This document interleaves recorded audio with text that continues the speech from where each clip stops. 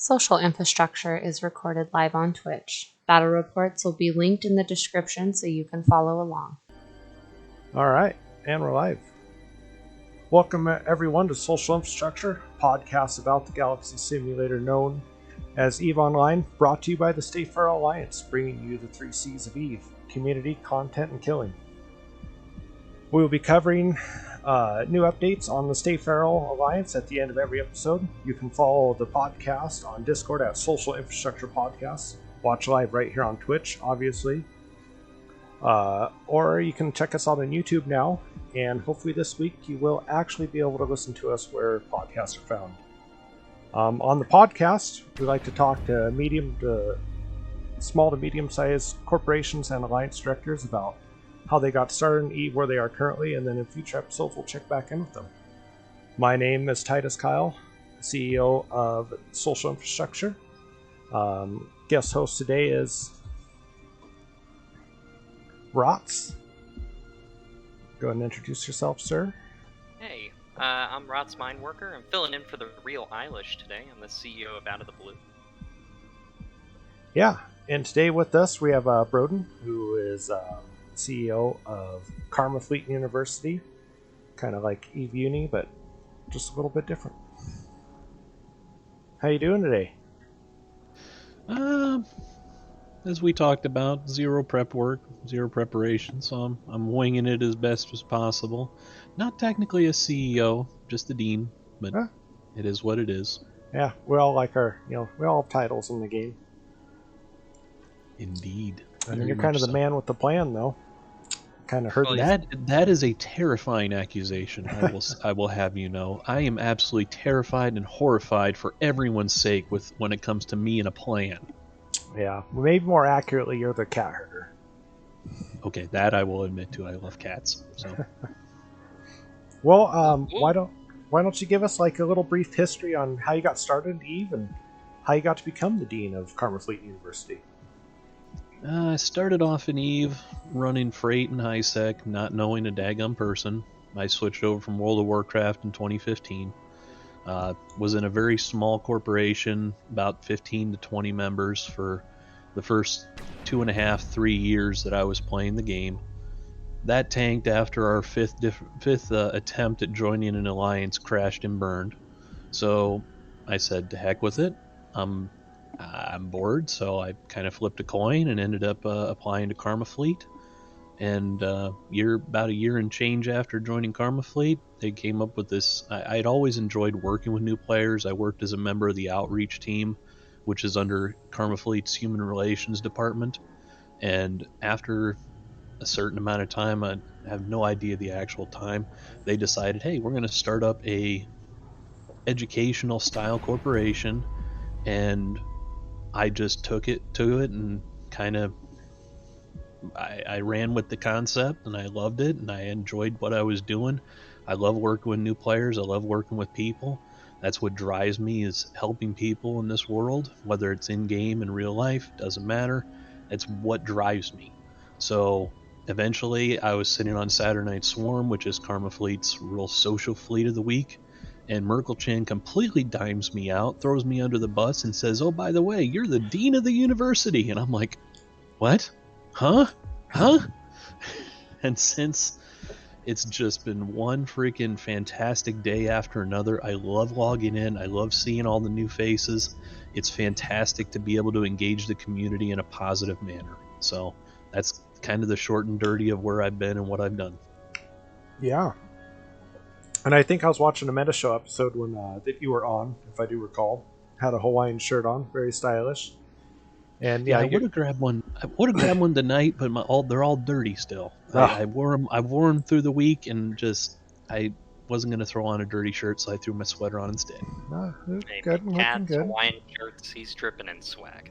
Yeah. If I lay out my shirts, my cats will lay on all of them and cover them in cat fur. And it's like, as much as cat fur is a fashion accessory, I really don't. It's not a good look for me. I don't. There's only so much love you can be covered in without being socially acceptable, of course. Yeah, exactly. But on that episode, just listen to you talk about how the the new people coming into the game. I mean, people are constantly going out, but we have that's definitely our problem with the game is player retention, and talking about how kind of giving those people some place to go and learn their first steps and kind of a safe and fun environment. And I've went with you guys a little bit, been part of your group, tried to help out here and there. Super flaky, just never worked. I remember talking to you, I was like, hey, all right, man, I think it's slowing down like Thursdays, like tell me what you want me to do. And I think I made it like 2 Thursdays in a row, and then it was just one railroad thing after another, and I was just like, oh man, I'm the person I hate. I'm just being super flaky. But no, it was always great. Everyone was super eager to learn. You guys got it really cool. I kind of stole some of how you guys do things with like your free frigates, and when I started my own corporation to just kind of encourage people to get out there and actually play the game and get over that fear of losing. We're not used. Everyone's usually kind of used to responding back in. At this point, KFU is a proven concept, and any attempt to tear off anything and revamp it somewhere else, I'm intensely proud of. So thank you. Thank you for that, because if you're doing it somewhere else and it's successful there as well, it just proves that what we're doing is the right thing, and it's helping out people around the game, and that is always the goal. Yeah, and it's another thing that's cool, is how well structured you guys are, and typically if players in this game want to find that, they have to go to nullsec, and where you have the time commitments and fleet requirements, and you guys are still offering that great structure and internal assets you guys can offer people, and still they log in when they can or they want to. Maybe it's once a week or every other. It's great. So quick little before we kind of jump into the next question. So, Karma Fleet University, what is your affiliation though with like Goon Swarm Federation, that kind of stuff itself? My affiliation or the organization? The organizations. The organization, we are a completely autonomous member of Karma Fleet's umbrella. We operate completely independent of the Imperium. We don't share standings. We don't share activities. We don't share... Sometimes they'll invite us out to share a fleet once in a while. Some of our guys from Karma Fleet will sit there and go, hey, you know what? We want to go and hang out with the new guys. Show them what we do. Show them how to fly stuff at a little bit higher tier than they're used to. So they'll come down and run fleets for us. And like this past Saturday, some of the Karma Fleet guys came down and ran... a version of Saturday Night Swarm during EU time zone, and invited Karma Fleet University to come along for the ride. Other than that, our affiliation is very split. We have a lot of the same ethics. Our core beliefs are don't be a dick to each other and be kind to the people you meet. Try and take care of those around you. We take how Goon Swarm treats each other and we bring it to the high sec community. And other than that, that's pretty much where the connections lie. I'm personally a member of Karma Fleet and a very proud Bumblebee myself, but there's a lot of people within our umbrella who have no intention of ever going to nullsec, and we are loving and accepting of them just like anyone else. Yep, and that's what I seen too. I just want kind of for you to say it to everyone yourself, but yeah, even though you guys share the name, you kind of do your own thing, but just kind of get the best of both worlds on that one. Most definitely. It's nice to have... Merc has always made himself available if I have questions on, hey, how would you handle this situation? What should I do over here? And, he's always expressed the utmost confidence, but he's always there if I have a question on how to actually administrate something. Him and the HR team have been completely invaluable, but a lot of it comes down to advice, and we've kind of taken the proven model that Karma Fleet has, and we've just adapted it to HighSec.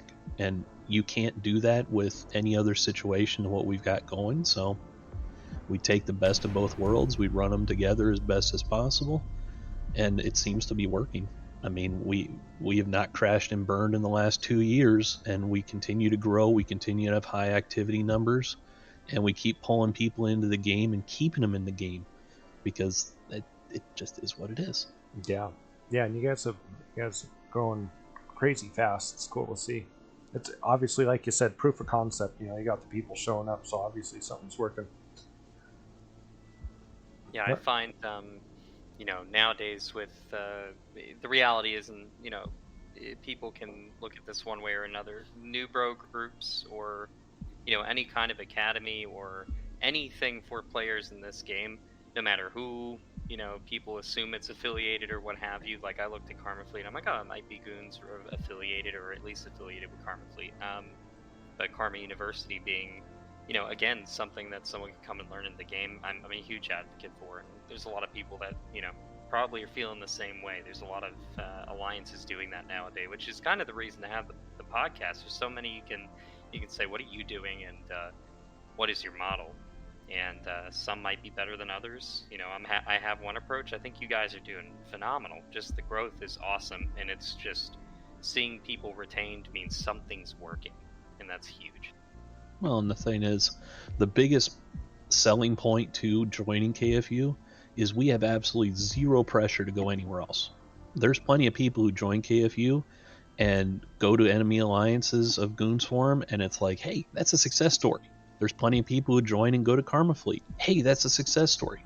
There's plenty of people who join. You're still playing the game. Yep. You're still a member of our community. You're still out there in space. You're still engaged with the people around you.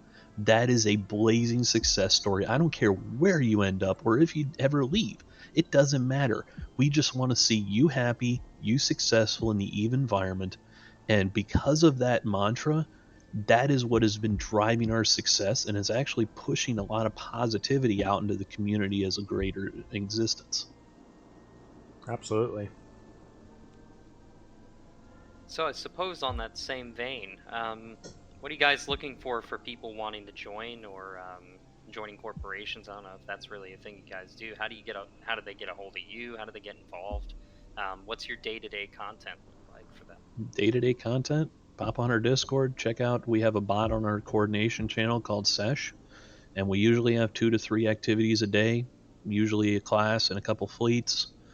We have a core of FCs, volunteers from all around the game who come down and play with us, and all of our fleets, I will caveat this, we are not tryhards. We go out and we help enormously, because we're trying to take every engagement. It's not a go out, kill a bunch of stuff, reship, go out. It's a, hey, we go out, we take a couple of jumps, we talk about, hey, here's how you increase your speed. Is your overview right? Make sure all the ducks are in a row. We don't leave anybody in the dust. It's not how we operate. So our fleets are usually slow paced. They're easy to get onto. They're easy to learn, and they kind of scale up from there. But we do our absolute and utmost to not leave anybody behind. So if you're looking for hardcore, fast-paced action, you may find a good place here, you may not. But if you're new and you're not sure what you're doing, and you're trying to learn, and you're just doing the best you can in a casual environment, you'll fit right in. And by the time you get to crawl and walk and run, then you're off sprinting at full speed, and you're in a different organization, or maybe one of our friendly ones, maybe one of our enemy ones. It doesn't matter. We want to teach you. We want to help you. We want to see you succeed. And as long as you're playing 6 months or a year from now, I consider you a friend and a success story. Absolutely. I mean, what more can you really ask for?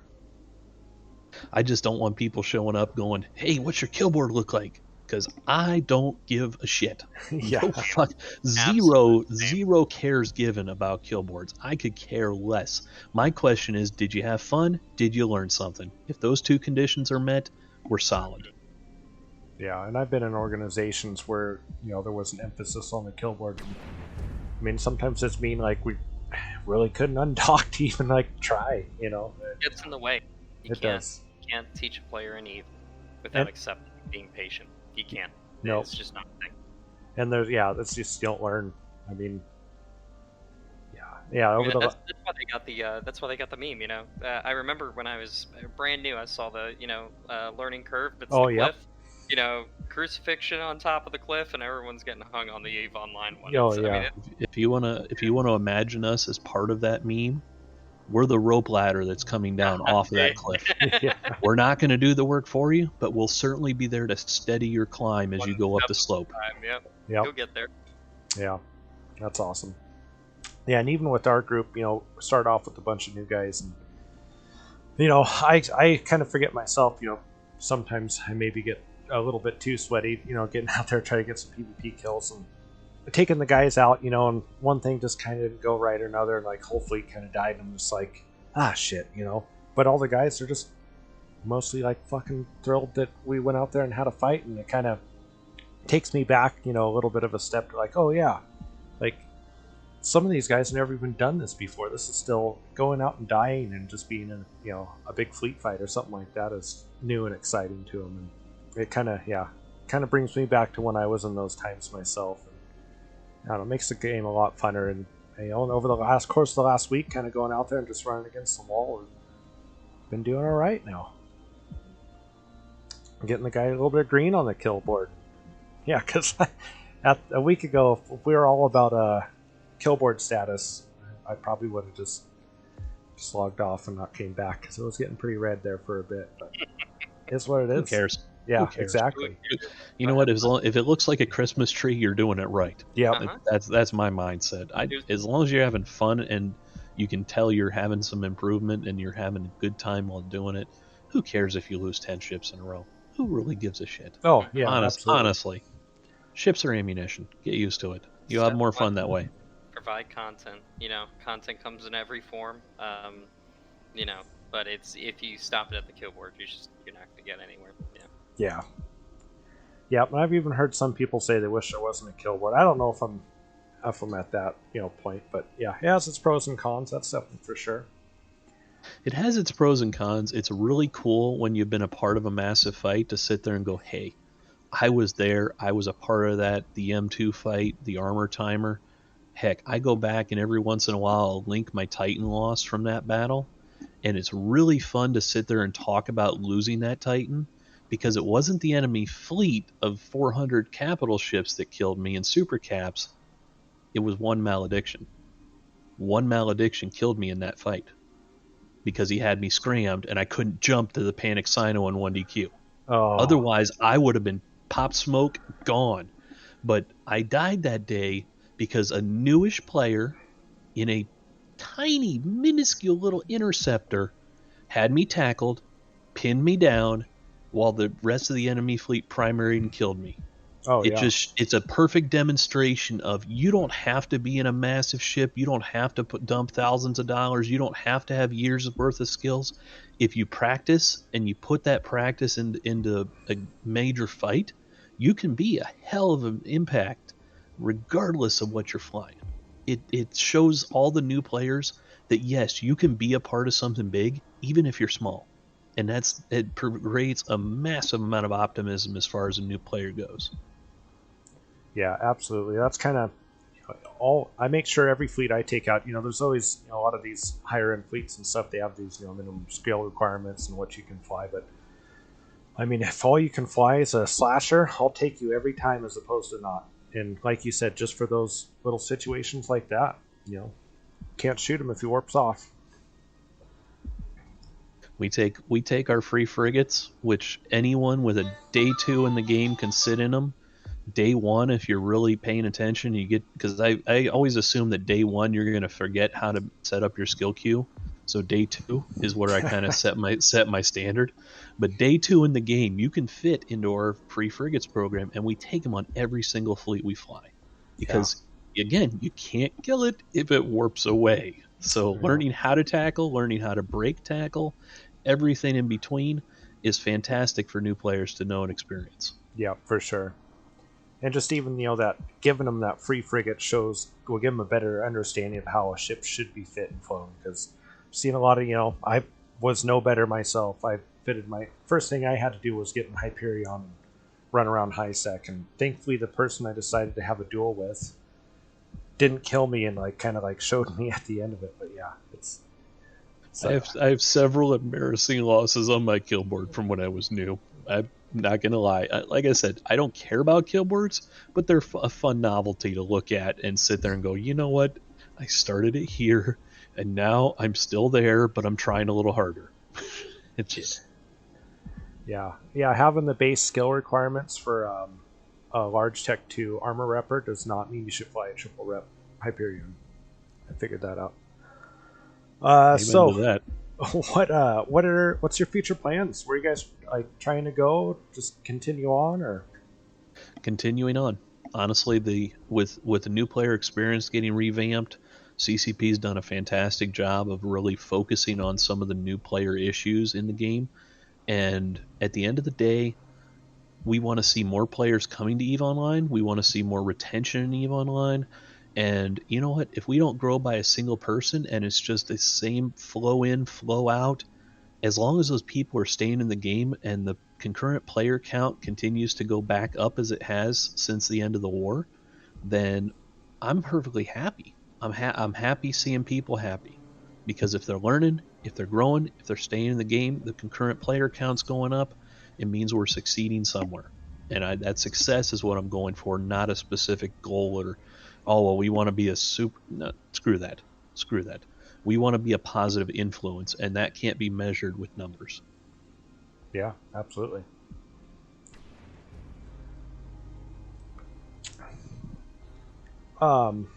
Just moving right on down the list. Kind of already went over what you're looking for people. Basically, anyone that wants to learn the game, in a fun atmosphere. You guys ever think about maybe forming an alliance or like having some kind of some side corporations that specialize in other things? Or you guys think you got it covered? We pretty much do it all. I mean, the only things that we don't do is nullsec Savor, because we go out and obviously nullsec's where the PvP content's at. So we take day trips out through when the Eve Scout, please Eve Scout, we love you, please. We love you. We absolutely love Eve Scout Enclave for your Thera maps, your bookmark packs. You guys are fantastic. Yes, they are. We use that so consistently to travel out into different parts of space and engage targets. So we don't engage in Sav, which is the one reason I hate the idea of being in an alliance. Because, as long as you're in a corporation, you can't even be tempted to take part in shit like that. So it's fantastic, and that way nobody's trolling, toasting stuff. Good times, good things. So at the end of the day, the only things we don't do is Savor and scamming. Those are the two things that we are at. Everybody in the corporation, just like Karma Fleet Actual, is completely and totally forbidden from scamming. And I booted 2 people, and I've only had to boot 2 people for the entire time that KFU's been operational, because they broke that rule and decided to try and make scam contracts in JITA. And I'm like, you know what? I don't want the Karma Fleet name to be drugged down, so scamming is illegal. But otherwise, don't be a dick. Have fun. Yeah. So, as far as future plans, we're continuing on course. We're right where we need to be. We pretty much cover all the bases as a single corporation. We have a lot of good things going for us, and I don't see any reason to change what ain't broke. Yeah. Where do you guys base most of your operations out of? Super curious. Genesis. We're right in the middle of the game. We picked a solar system called Serren, Serren, and the reason we picked that is because it is the dead center of the entirety of HiSec. If you go from JITA, or I'm sorry, the Caldari, Galante, Mimitar starting systems, they're equidistant to that location. And if you go to the Amar starting location and you go through HiSec, of course, with Niarja falling, it kind of cut that off. But you can hop one hop through Lowsec, and it's all within 16 jumps of anywhere in HiSec. If you're a new player, if you're in any of the starting zones, you're no more than 16. I think, scratch that, 18, because there's one Amar system that's 18 jumps from us if you take that one trip through Lowsec. We picked right where we're at, so we're dead center in the map, easily accessible by any new player, and it's not too big of a pain in the neck if you're still getting used to the overview and how to maneuver your ship. We want them to get to us. We want to get our hands on them, help mold and shape them, and set them up for success. So that's where we're at, and we'll probably always be here. Yeah, geographically, I guess I didn't. I've been there a few times. I guess I didn't really know that. That's awesome. How could you come up with a better spot, really? Mm-hmm. That was the entire reason why we picked that location. It was a system that I was familiar with, and there's a lot of belts, there's a lot of everything, and we sat there and we looked at the map, and it's like, starting zones here, 15 jumps. Starting zone here, 14 jumps. Starting zone here, 18 jumps. And it's like, this makes fucking sense. If you're going to be friendly towards new players, then you need to be accessible to new players, not off in the fucking weeds. Sorry, I'm Army. Oh, It happens. I'm the worst. I curse like a sailor. I have the no reason reason I for it. I ask- do it anyway. The reason I ask is, that's always whenever I've seen some of the newer player groups, they center around Jita, and it doesn't. I remember when I first started, the breadth of being able to do all of high sec and be able to absorb the different regions, because that's kind of the appeal of Eve, is how big it is, and I feel like people just focus on Jita and they're like, this is where we're at, this is where we're going. I hate And Jita. I'm a huge fan of not going to Jita when I can. I mean, there's the merits to it. I'll do roaming with my group out of there, but it's plopped where you're at. It's great. This is a question I gotta ask, because this is I remember when I was a new player, and I remember the first ship I ever wanted to be in was a Hyperion. So what is the favorite ship you think you see the most that new players are like, I want to get into that? Because you got to think about, there's always that one that's like, whoa, this is a cool ship. I mean, what is the most common? The one that we actually get them into and sell them on? Or just, because everybody has a favorite ship when they look. A little bit of both. It's so variable. A lot of people look, and I try and, I tell people, reach for the stars, but you're still walking in the dirt. So, figure it out. Figure out with the smaller ships. The aiming point that I try and point people towards is either the Caracal or something like if they're like logistics and they like flying stuff, the Scythe. The reason for that is it provides enough balance that you've got enough firepower that even a new player and bunch of new players together can make a significant impact on a fight. You're not, we fly destroyers often, but those are a little bit more, they're detail oriented. If you screw up, you're all dead. Yep. Caracals, you can mess up a couple of times and you've got tank to absorb it. They're very forgiving. They're very potent. So we fly a lot of Caracals, and in that, we push people into gunnery skills. This is going to sound a little strange until I explain it. We push people towards gunnery, and then we push them towards the Caracal. And it sounds like you're splitting tracks, but you're really not. The reason is turrets make up, 4 of the 6 weapon systems in the game? So turret skills are fantastic. Family texting. Again, I didn't plan for anything. So if you hear little Irish limericks in the background, don't mind that. But the Caracal is a nice endpoint, and it feeds into the Jackdaw, the Kestrel. Light missiles are fantastic. Their applications are wide and varied. And then gunnery skills, when you talk into people who want to get into logistics, anything like that, or just general player environment stuff, you try and give people a little bit of taste of everything. So while you're teaching them to use turrets, you're also pushing them into drones. You give them a little flavor on each one.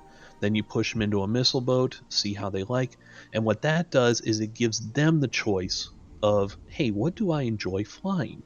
And we really push that concept that find something you enjoy and then find somebody who flies it.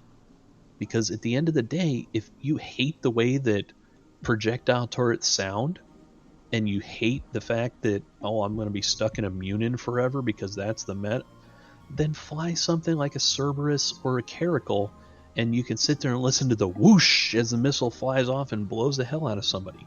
Just go have fun. Find something you like, because this game is so big, it's so varied, there's so much content, and most of it doesn't get the surface scratched on it by new players because they don't know it's there. So at the end of the day, we fly Caracals very often, we fly destroyers very often, but at the end, and we fly frigates, of course, through our free frigates program. But when you boil it down to what are we actually teaching people to do, the answer is everything. Because we don't care, we want them to find something they like. Yeah, I know that, our first doctrine, really the only one we're pushing people into right now is Caracal. It's just a pie is good. It has long range. You can make them super cheap.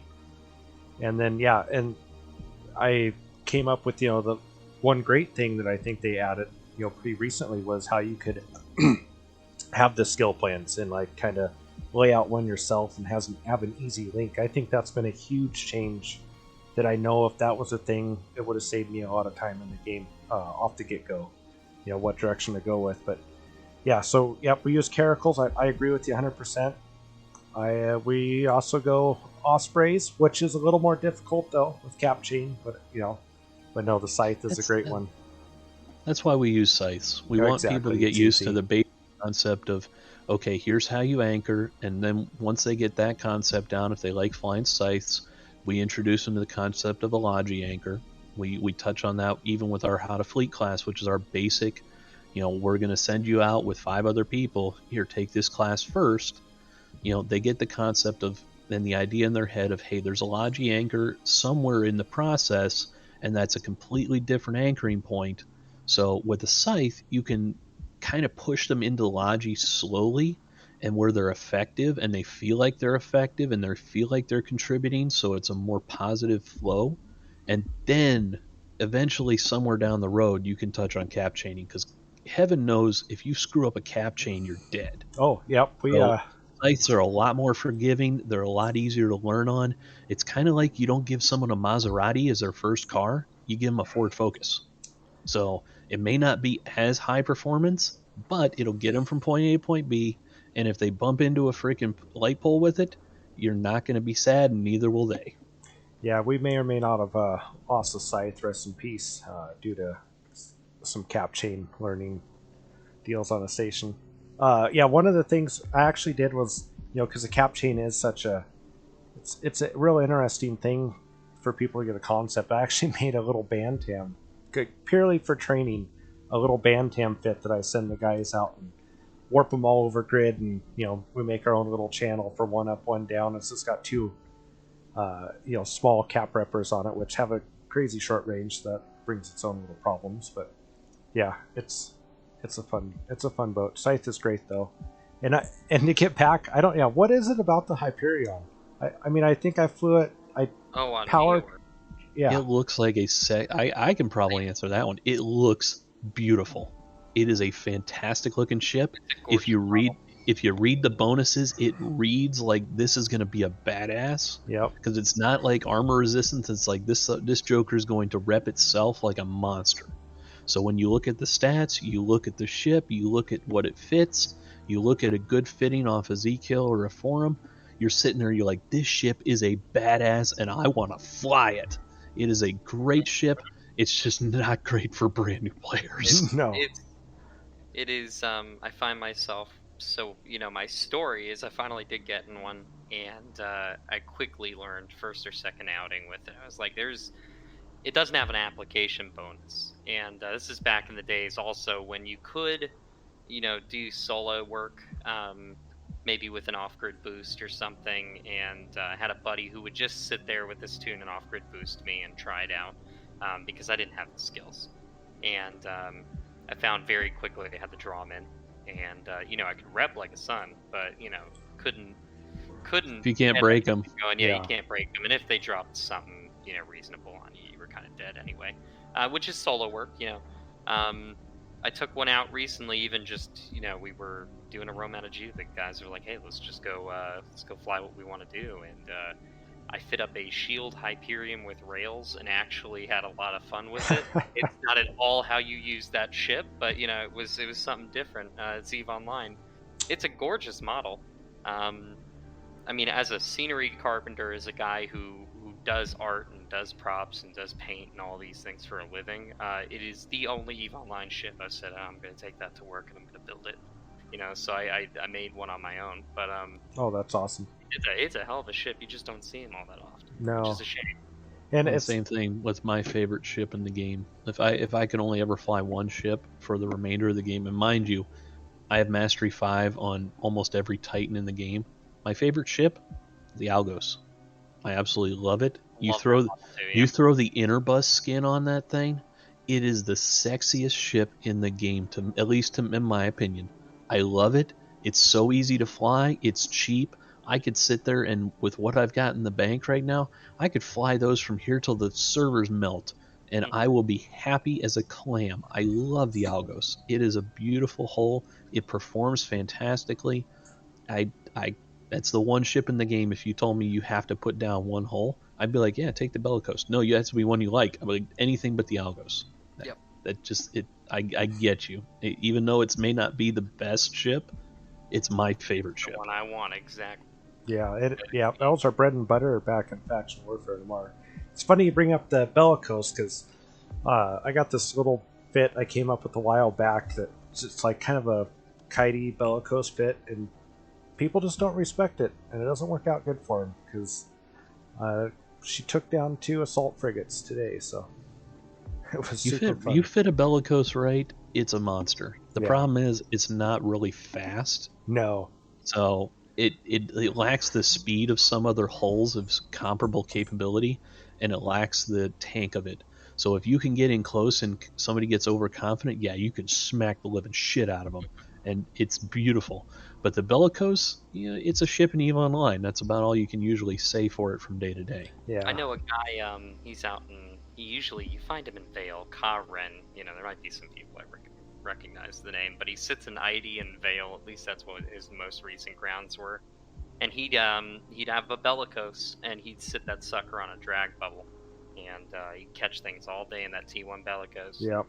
Just popping away. It's a slice and dice little ship, but again, it's every other ship in EVE. Yeah, the picture on it is okay. What I like about ships like the bellicose is you can fit them right; they're not bad, but everyone will try to fight you in one because they think, oh shit, it's just a bellicose. I got this. It's one of the best ships I've found to just fly around and get fights with all day. Well, getting content in this game can sometimes be a challenge. Yeah. That's why there's so many people that have alts. Like you look at some of the high-end PvPers. Sometimes they'll go out on their own characters, but most of the time they're out on an alt, especially if they're streamers, because you're sitting there, you're like, okay, this person's coming in, they're going to kick my ass. So everybody docks up, or is very cautious and brings a fleet with them. If you go out and you see random person number 823 in a Hecate, a Hecat, whatever you want to call it, I make sure to make fun of that name whenever it pops up. But you find somebody in a freaking Galante Tactical Destroyer, and okay, well I can take that. I'm in one too, and you don't realize that it's some PvP wizard. Bellicose is the same way. It's a freaking sleeper. Yeah. Oh, super fun. I think most of the questions, previous questions we've asked you have kind of answered, all the ones we'll be coming up with next. I guess kind of, learning what you have. What's some advice you could give to, someone, you teach new guys how to play the game of EVE. What can you teach a new guy trying to start his own corporation? Oh my gosh. Make friends. Yep. Do some do research. Because honestly, the biggest danger to a new corporation, and I've been a part of new corporations, I've been a part of small corporations. There was one that I was a part of for 2.5 freaking years. The biggest danger is not knowing who you can trust. Yeah. And sharing responsibility eliminates the possibility of serious burnout. So you want to make sure and find people you can trust. If you're friends with them in real life, that's fantastic, or you've been friends for a long time. Find the people that are good at what they do that you can trust and empower them to do what they do best. Because if you try and do it all yourself, you will burn out, you will end up quitting, and your corporation will tank while you're gone. So if you're trying to build a group and you're trying to start a community of your own, start small. Plan on staying small for a little while until you build some rapport with your members and build a sense of community yourself, and then don't be afraid to bring people into that community once you're confident. But the biggest problem that I've seen with new corporations and younger players is people try and grow too fast. That's always a danger because you just end up with bloat and you don't have enough stuff to keep everybody interested and engaged, so they wander off and you end up with an entire corp full of... You may have 300 people in your corporation, but if only 5 of them are logging on because there's nothing happening, you've got a problem.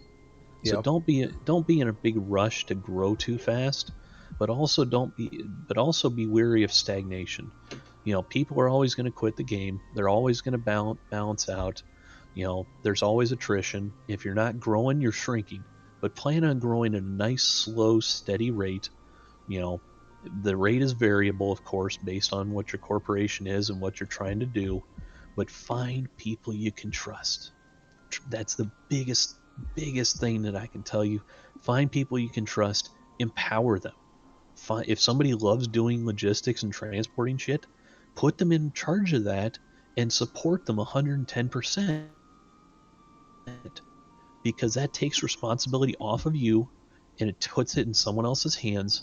And if they like it and they're enjoying it, then that's one less thing that you got to worry about. Don't try and shoulder everything yourself. It's a bad, terrible idea. Yeah. Got a lot of experience there myself. The current group we're doing, I've been very fortunate this time around. I've tried to, for all the people that are thinking about corps and alliances, I've done mine. It's been 4 different times now. And this time I said, you know what, guys, I don't want to do it, but if you're going to make me and you want me to, help you guys do this thing, you got to be a part of it. And there's some of the most, trustworthy players in my experience that have the same goals for the most part. And, I've known them 13, 14 years. I've gone to weddings, all that jazz. And that is huge. And you don't need to know someone for a length of time as much as you know them and you trust them. When you can trust someone and you do a thing, yeah, it's huge. And I can't tell you, the most demoralizing thing is when you have to lose that trust in someone because they've done something to your community. It's like you put up the Jenga tower and someone knocked it over. So it's not the funnest. I hear you. Yeah, absolutely. Yeah, I'm trying to do everything. I know exactly what you're talking about. Trying to do everything yourself. Take it all on your shoulders. Yeah, burns out. I mean, shit. That job in itself is a full-time job, let alone, keeping everything going in the real world. And it's not worth making that sacrifice, for Eve, the video game that it is. And I definitely have made too many real-world sacrifices for this game. Something I'm trying to get better about, but yeah. It can be, they call it an Eve career for a reason. It can be a whole job in and of itself. Even the most recent lesson I've learned, and Broodin's a little bit ahead of the game, is, I started a community, a group in a group within my community that is a community safeguard. So, actually, the real Eilish, who I'm filling in for tonight, said, they're little pieces of rots. Because I'm very much erring on the side of, that cult of personality role. Because if I burn out, I burn out, right? And if you're the guy that's the linchpin, that's where it all crumbles. You need to have a group that you trust to support your organization and support those that are in your community. And that's 90% of it. And then having a goal for where your steps towards whatever that goal is laid out, and it may take time. Broodin, you touched on that as slow, steady progress in whatever goal that is for a community is huge, absolutely huge. Well, take this with a grain of salt, but the true test of any leader is how well an organization can function without them. Yeah, 100%. The reason I say that is the military, and every military in the world trains this way. What happens when the LT gets shot? What happens when platoon sergeant gets shot? Or whatever the hell happens. Convoy gets delayed. The mission continues. It doesn't matter.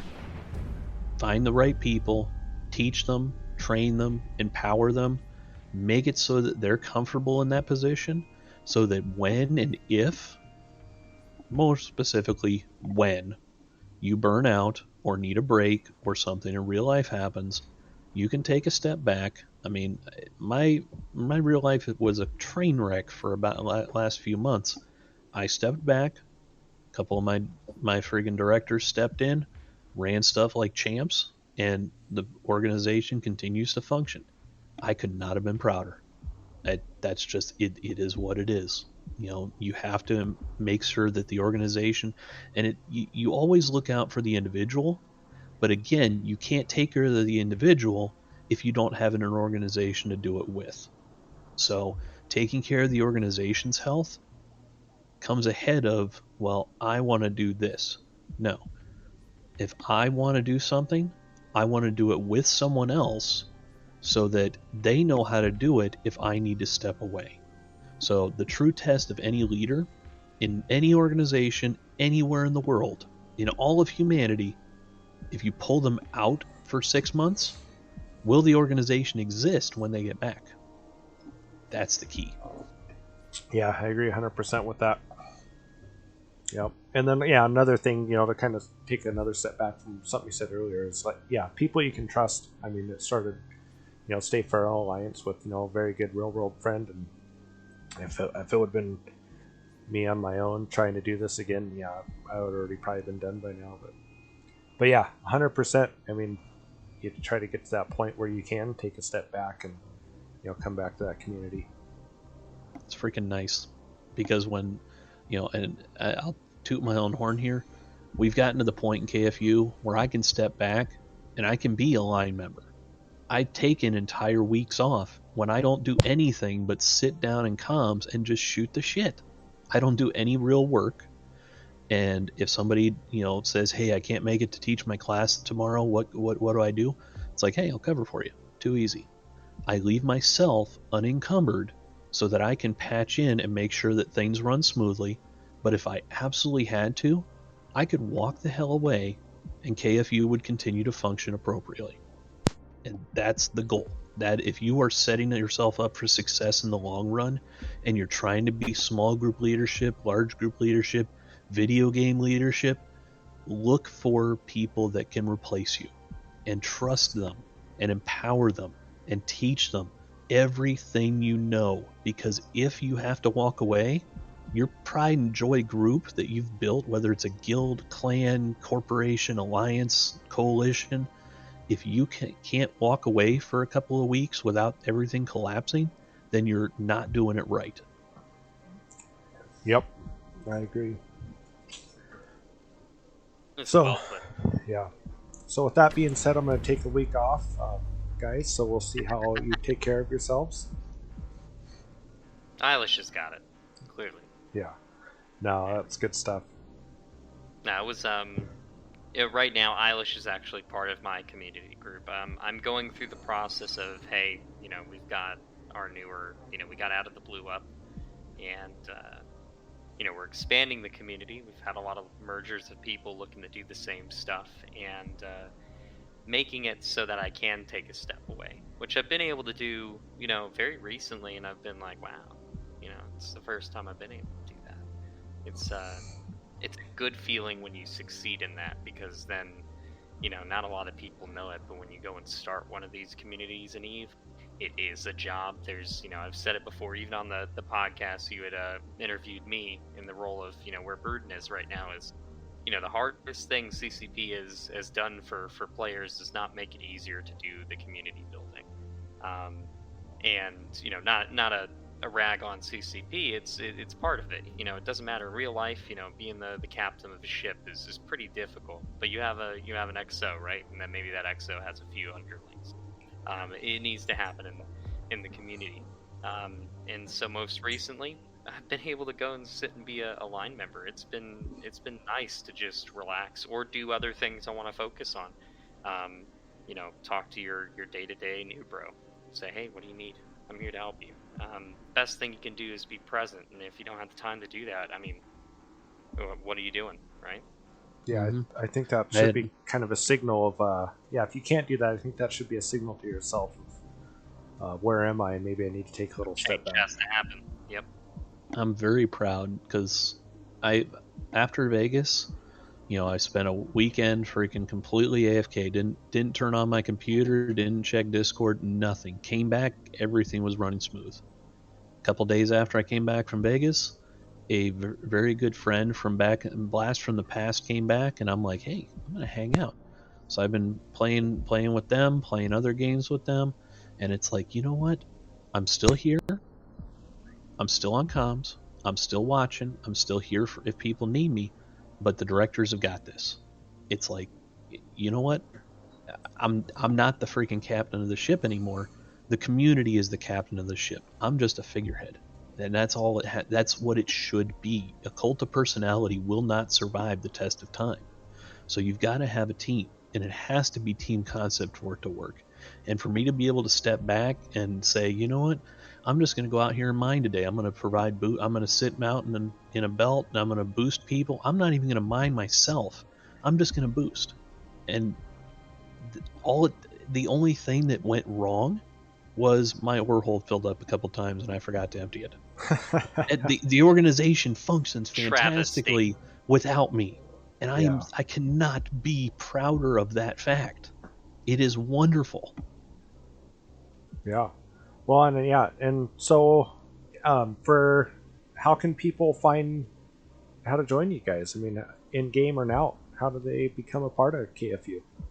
Go to KFU-Eve, or I'm sorry, give me 1 second here. Let me double check because I always pronounce this wrong. Got him. There he is. He's been flawless the whole episode. Lack of preparation. I had no preparation. I didn't even have this up. KFU-Eve.com. Awesome. KFU-Eve.com. There's a Join Us tab. It'll tell you everything you need to know. Links to the Discord, links to our stuff in game, shows you how to do everything step by step. Falmic, one of my XO, my administrator, set this website up on his own, and I absolutely love him to pieces for doing so. He's one of the ones that makes my life absolutely smooth as glass. I love having him around. He's fantastic. Find your freaking Commander Riker. Find your freaking Commander Spock. Find whoever it is that whatever rationale you need, find a deputy, someone you can trust, that God forbid you get hit by a freaking car. You don't want to be sitting from the grave watching everything you've built in your gaming experience burn because you're not there to be the cult leader. Find somebody, trust them. But if you're looking for us, freaking KFU-Eve.com will shoot you all the information you need to know. Awesome. That's fantastic. You're more than welcome to stay with us. We're going to go through a couple battle reports, and I'll give a little update on what Stay Feral and Social Infrastructure Night Corp has been doing. I think Rots is going to give a little update on what those guys have been doing. If you want to stay on with us, you're more than welcome. If you would have me, I'm fine. Perfect. I'm having a good time. You guys are awesome. Really appreciate you being on here. Thank you for coming on, yeah. 100%. Well, and thank Rots for coming on. Kind of a last second deal, like, oh man, am I going to have to do this by myself? And then at the final, half hour before the deal, he came on and jumped in the hot seat with me. It's been great. No worries. Put me in, coach. Yeah, I want to play. I guess so. Before we get into battle reports, I guess I'll talk about this whole podcast, so to speak. It's been pretty awesome to see how, I figured my first episode, I'm not going to lie, I know I've said it before, but if I had 150 views, I was like, okay, we're doing it. This is worth it. And yeah, it exploded, and I think we got close to 3,000 now in the first episode and all that. So, kind of do my shameless little plug here, trying to get to 50 followers so that can try to do the affiliated thing. It's been great today, to get, there's like 4 different steps you got to do to become affiliated and whatnot, and hopefully make a little change.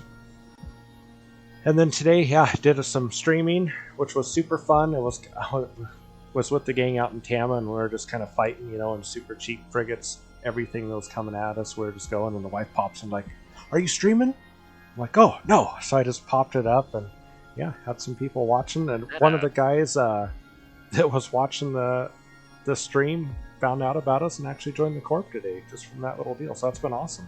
Congrats. That whole Tama gate, man, that is some content right there. We have a member who just does not leak Tama. That's his thing.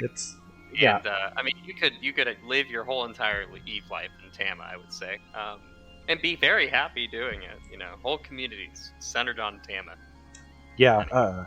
The only time I ever lived in Tama, it was in Caldari Faction Warfare, and there was an alliance called Meat Shield, and their thing is they just had stockpiles of cheap free frigates and destroyers, and their goal to win the war was just, you went in, everyone got wiped, you shipped up and just did it again. And Tama was a hell of a place to do it. I mean, we had to go through 1,000 ships a day at certain times. It was awesome. Let's be real, the only enemy in EVE Online is that Norvuk hiking gate, okay? Yeah. It's the only enemy. Today actually was really easy to go to Tama, reship, and come in. No one was really camping the gate. It's like 55 people in the local all day long. There's people flying Gnosises that were going entirely faster than I thought a Gnosis could go. Ended up getting me killed because I was like, oh shit, we're 20 from this Gnosis. We can catch him, and we could not. You're like, why are my mining lasers not shooting? Yeah, how can I not catch this Gnosis? He's going like 25k. This doesn't make sense. Aren't these supposed to be slow? Alright, so since we got our man Rots here that knows far more about the state of war in Eve than I do, we're going to bring up a Killmore here. Oh shoot, okay, I'm gonna show you a battle report and you'll tell me what the guy had for lunch. Got it, on it. Alright, here we go, and go. What do we got here? Okay. This is over in, what are we looking at here? No value. Well, this is a lot of no value. Okay, so they're in 6ZJ, SC, and Vino. Happened around 1800. These guys I don't personally fight. What I realized, though, now looking at this, there's actually some out of the blue on here. This is very cool. This is what I'm talking about. They surprise me every day. So this is well within the EU and the Russian time zone. Looks like, and actually I have a little bit of backstory now. I'm looking further. So Boss Alliance we're friendly with. Dark Side we know. The My Little Pony Industries that have joined my alliance recently are run by a guy. He goes by NY. We know him as Nink. He would kill me for saying that. He's phenomenal SC. It looks like a lot of these groups, Dark Side bosses in here, Nem who runs them, they're a fantastic community. Mostly out of Venal. It looks like this tower has turned into a content beacon. I venture to say no value who's pretty involved with Winter Coalition, probably shooting this tower. And those legions took one to the knee for sure. Wouldn't say it's a blob, but it's definitely about, it's a blob. It was a good, hey, they're shooting my tower, let's drop on them. Looks like they got some good content out of that. Yeah, definitely some missed cost on that one. It looks like Boss had sacks, which are historically, I'm always a person who loves I think everyone likes the idea of a sack fleet on paper up until about the part where they don't really project a lot of DPS, but they're a really good tank. That E-War capability on them is great. And then you got Dark Side, who that's a tough group to fight anyway. I've always had issues, and they're also in legions. And then My Little Pony and the guys from Out of the Blue look to be working with Dark Side. They used to be there. Drop some Balgorns in and whatnot. I think those Balgorns probably did some tough work with webs and everything for sure. You think with the heavy missiles, you think it's just an application problem, or they're just not actually doing enough DPS? You see, now, there was someone in the stream who actually said, missiles are in. With some of the changes they've done, you put 4 target painters on something, which is pretty easy to achieve. You don't need a bonus ship to do it. You're applying just fine. You're doing great. What I think is notable here is there's some Scorpions, and there's clearly some jams going on. I bet the Sacks had some jams or tracking disruptors, some kind of E-War application, not even including the fact that we've got numbers here that are, they're throwing DPS down their throats pretty easy. Yeah. Yeah, moving right along. See, look at that. Look at all that information you did there. So this one's got Brave collected, first test, Banderlogs, Pandemic. This is up in Pure Blind. This is up in your old guy's old stomping ground. Yeah, this is, okay. I saw this one too. Looks like Brave, and I'm venturing to say that this is a Brave fort. They were probably trying to anchor or drop it. Yeah. I can't say anything to that. You would have seen some big timers over a Brave fort other than this one. I'm tempted to see if there's other battle reports, but what we can see from this one is there's some caps dropped. Actually, now that I'm thinking about that, they probably wouldn't have dropped all this on a fort that wasn't already operable that they could tether to and sit. Man, they took one there. It's seeing Brave move over to Pure Blind, I'll be the first to say that was great. It was good to have. Braves stretching out and doing their thing is huge. They almost lost an entire Clearly, Munin fleet here from test too. pandemic order. Yeah, I mean, Brave has been doing mighty fine. They've got some serves, they got the Munins, but all those caps from the test pandemic horde side. I mean, they clearly came there. They were looking for caps. Yeah, that looks like a meat grinder. Also, Banderlogs getting involved is definitely, I think, Brave, to some extent, is encroaching on Banderlog's world. It's interesting to see Banderlogs working with PL and or Pandemic Horde and Test Alliance, but beggars can't be choosers. Looks like they got some cap kills off of Brave. Nothing new from the Brave side, sadly. Everyone's ganging up on them. Yeah, it's kind of sucks, kind of crazy to see that that quick turnaround. After being in that coalition for so long with those guys, and then Brave wanting to go do their own thing, and then look at turning right around and Test and Pandemic Horde have no problem shooting them now.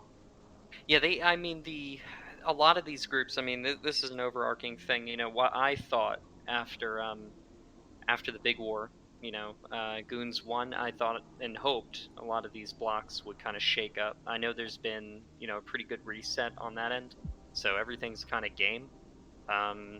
Doesn't look like there's a nip maybe involved for the most part. Knowing that Brave has gone to Pureblind, they're stretching out and looking to do the independent thing. Here's one thing you can say from this battle report, and a lot of people are just like, oh, Brave lost some caps. To me, that's nothing new. But what you do see is a Brave that, 2 months ago, when I was deployed in the FDZ, I was fighting 40-man fleets.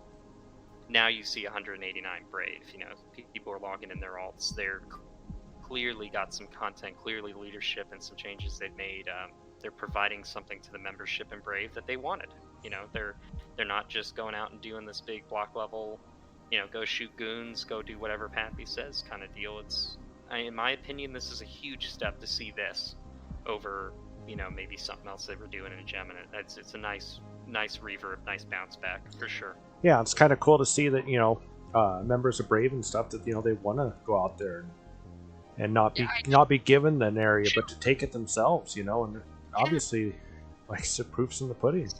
I mean, my alliance. I mean, during the big war, we got bored. I mean, we were part of Volta and Volta US time zone. I mean, that I wouldn't say it's a joke, but Volta US time zone. Volta's an EU alliance, and we said, hey, we're kind of bored.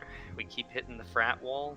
We want to go do something else, but we didn't want to rope Volta in with our crazy, batshit ideas. So we went and attacked Fountain. I've never had more interest and activity in just a group of people who had done that in a hot minute. They were just like, fuck it, let's go do it. Even with Osisov, it was something. So it's, again, props to Brave. I mean, it sucks, and I hate to see you losing some stuff, but man, you guys are doing it. It took, 3 groups that are all neutral to each other to blow up and go do this, right? Yeah. So. Sucks to lose a fight, but at least you showed up to the damn fight. Yeah, exactly. Good job. Exactly. Good job. They put it out on the line. They gave it to go. Good. As a guy who, currently in my alliance, I have some people who were high up and Brave and did a lot for that community. Props to you. It's good to see you guys still around. Yeah, and I hope this doesn't take the wind out of itself. They still exist. So what do you got next? Put me in, coach. All right, we've got Darkside once again. No value, Northern Coalition Frat. Looks like, got some out of the blue guys on this one. Same tower. Look at this. It's that same tower from the first one. Sure is. Same lead. Yeah, Quickly give a little shout out to Isla. She's the one that gave us these battle reports to look at again. He's, if you're not watching your battle reports, someone in here, during the stream is like, do you think the kill board is good for the game? Honestly, I like to see this stuff. I learn a lot from it. That's why you were right. I get hyped about these. Anyway, so these are the stories. This is the stuff that gives us something to talk about. Especially a guy like yourself, you can look at these and kind of have an idea what's going on. I have a little fun with it. I'm breaking it down. Yeah, same group. Here we are. My Little Pony. They're part of my alliance now. They just joined within the last week and a half. I think this is the same battle report with a different format. Right when I was hyping Eilish up, he does this to me. I was gonna say, it's Oh. either the same battle report or it's a different. It's like, time on. it didn't go well the first time, but they brought the same comp versus the same numbers. They're gonna do it again. We'll blame Eilish on this one. Yeah, he's Totally not Eilish's around. fault. All right, here we go. Esoteria, Evictus, out of the blue. Oh, here you go. Here's you guys. Man, what do we got? It looked like you did all right on this one. This one happened today. I was actually offline for this one. There's that thing, you don't need to be online as a community leader to see your guys doing stuff. Okay, so this was over an Astra. We have been trying to on contract. Out of the blue is, and we've been firmly doing that Merc thing, trying to assist AOM and IOU. And in this one, they have a staging Astra. I wouldn't call it a staging Astra as much as these groups that are out of Stain, Ferrata, Fast Kick, all of them. They have a good FC over there, Greg 2010 or Greg whatever his name is. I remember him from Wicked Creek back in the day.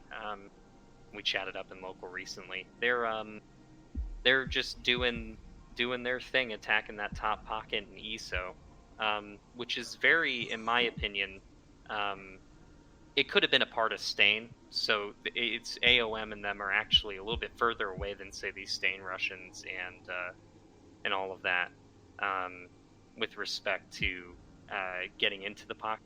But yeah, we reffed the Astra the other night. I actually reffed this one, and they followed up on it today. So Tengu's on Munin. It's good to see them actually forming. They usually bring NATOs, crap ton of NATOs, the Russians, and they bring Typhoons. So they undocked the Munins today, which these Tengus are really kind of meant to counter the Munins.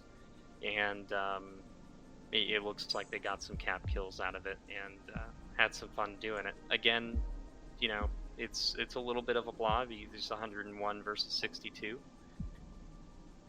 But overall, I think the Russians did very good, all things considered.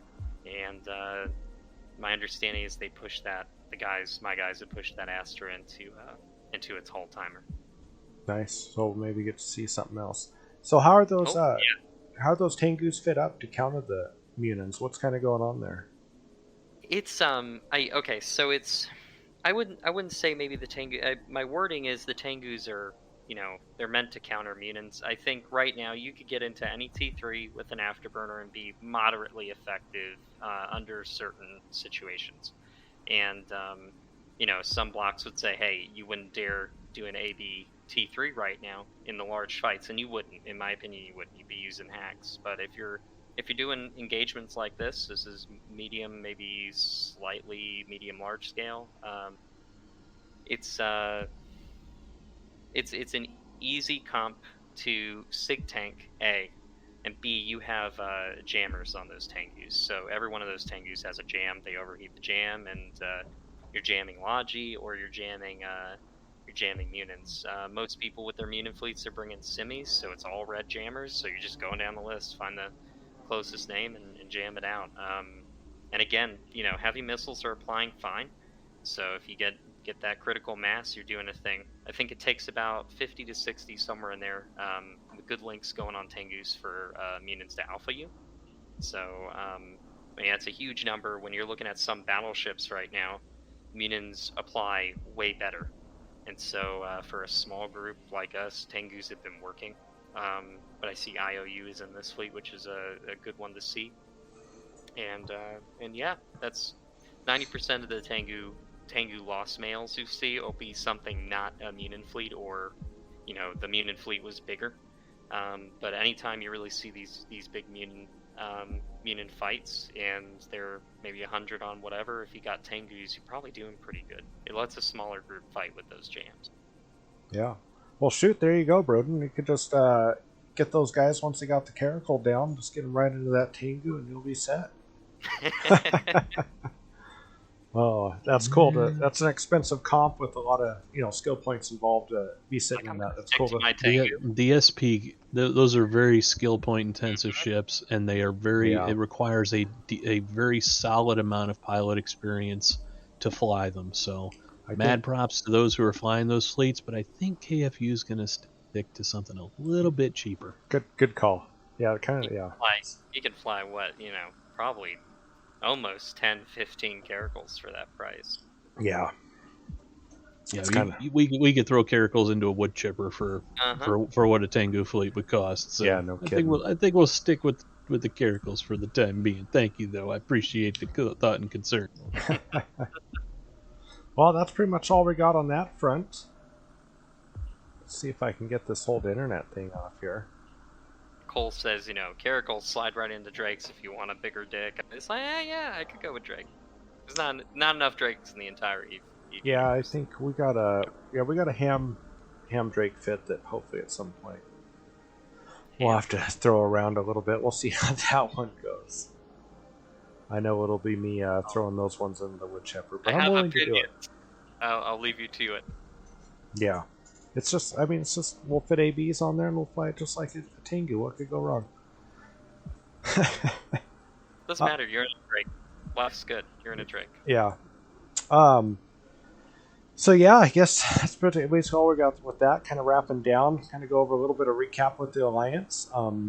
So we were over in, oh man, Amar Losek. I can't even. Kaladin, something like that. Kaladin? I think it's Kaladin. Anywhere, somewhere over in there. We were having a lot of fun. We kind of had a quiet area. It was that constellation right next to the asset safety for Delve and that stuff. Ermelin, I believe, was the system for that. So, kind of had a decent market there. Really don't have to worry too much with our shipping network. We got big enough assets to get stuff in and out. But the kind of PvP we were getting there was, we'd just get dropped on all the time. We'd have guys out belt ratting. What was there? Darwinism would like to bring in a Proteus. Like basically just perma scram and point you, nuke you out. Hellacious reps, the typical T1 cruiser or battle cruiser couldn't really do much against.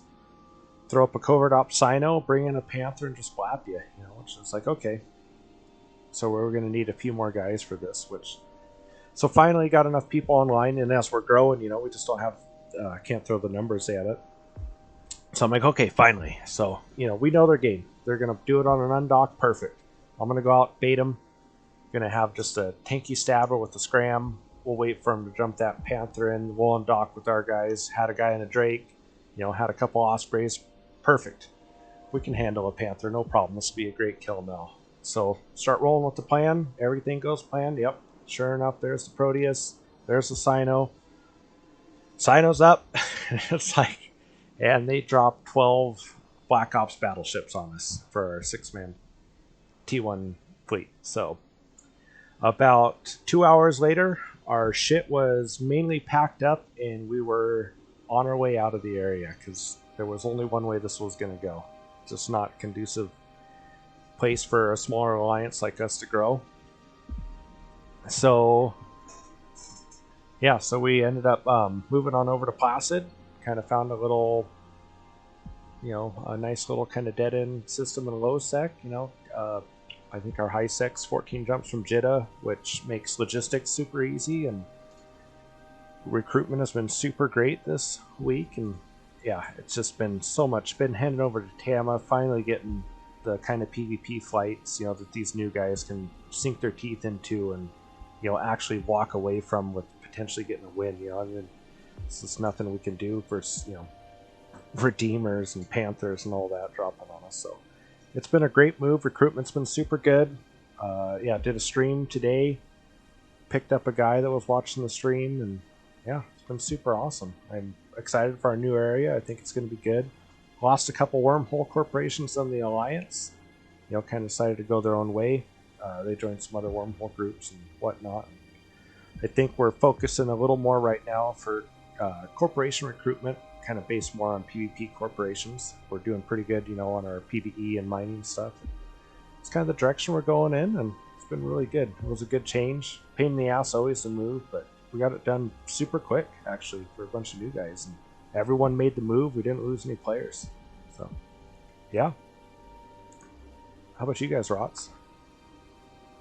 We're all over the place. There's a lot going on. Just we're in a transitional period.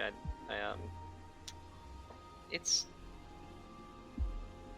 one of those periods in Eve. You're like, hey, there's a lot of information coming in. You're trying to make sure you take care of all the parties involved. We're in a period of growth. We're in a period of transition. We're in a period of taking care of everyone. We just had the alliances of Vindictive and the old guys without a sight, and the Russians that were involved there. They have history in Dark Side and Out of Sight specifically, who all just merged in, wanting to do what we do. We're still very, anti-block, anti-coalition. We got good new bro presence, and we're open to them and, accessible. It's a different EVE experience, we hope, for people who want to get involved in the 0-0. And we're taking on contracts right now. We're getting paid a pretty penny. We picked up another contract under RA while we're out here. So Red Alliance is now paying us. We're getting paid by AOM and IOU, which has been nice. People are getting programs that, for an independent alliance like us, you don't normally get those things. So we've been very fortunate to have that and be able to provide for our members in that fashion. Again, supporting people, making sure they have what they need to do what they want to do in the game. The golden rule is if you can't log in and have fun after a tough day real life, or even just, hey, I want to play the game, what do you want for, right? But we're moving out of Pure Blind, so we're finalizing all of that, and we're going to be, hopefully in the coming weeks here, posting some big news for us. And at this point in time, we're just raking it in and getting ready for winter. Winter is coming for us. Yes, it is. Always providing the content. So yeah, that's us in a nutshell. I'd say the biggest thing looking out for our group is just communication, taking care of people, making sure we got all the heads in the game and everyone feels like they're supported, taken care of. That's a huge part of it. So that's probably where we're at right now for the next month, taking care of the people and then moving into the next content ventures. Awesome. Well, shoot, we can't wait to get an update when you guys have more info to pass our way. Once again, want to thank Rots for coming on and filling in for Eilish. Broodin, thanks for having us. Been a great episode. Yeah. Hopefully we'll have this podcast will actually be a podcast, and they get it on streaming platforms, and the social infrastructure as well is recruiting new invention pilots alike. Look us up in game or on our Discord. Well, and hopefully we'll see you guys next week. Hey, thank you for your time, Broodin. It was a pleasure to meet you. Really was. All hail Pancake Cat. All right, see you guys. Thanks everyone Have a for good watching. night. Bye, guys.